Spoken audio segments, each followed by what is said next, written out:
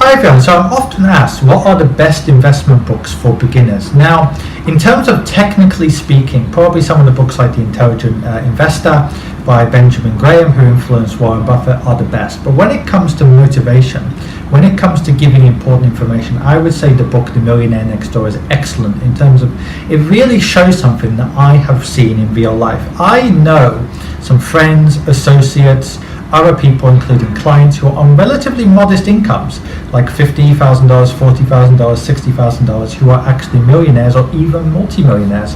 And I know other people who are worth, nothing, but they're actually making a lot of money. So how can this be? Basically, what the Millionaire Next Door shows, and what I have personally seen, is this. A lot of very wealthy people, all they've done is basically have good spending habits, B, they always invest in the markets, C, they invest from a relatively young age, or they at least do it consistently, and D, once they get, say, big lump sums, they invest it. In other words, if you're making $50,000, $60,000 a year, but you can expect probably, I know you don't want to think about this, but you're going to probably get $100,000, $200,000 sometime in your life in something like inheritance. If you add that to the mix and you just are long-term and you focus on compounding, when you consider all of those elements together, it makes a huge difference.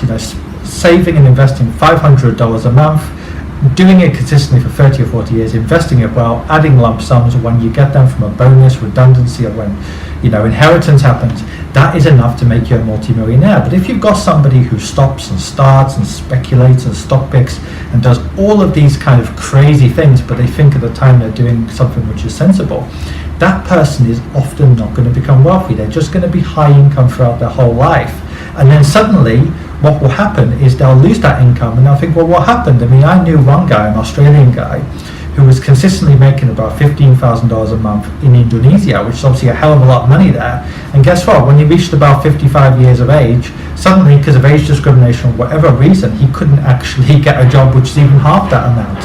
And then suddenly, he's looking at poverty at 55 because he actually didn't save and invest from a young age, but he could have been worth $5, $6, $7 million easily and still have a good lifestyle. So that is the key. Actually, investing is important, but living below your means and being frugal, not being cheap, but being frugal, having that balance between spending too much and spending too little, having a middle ground, is one of the keys to really getting wealthy.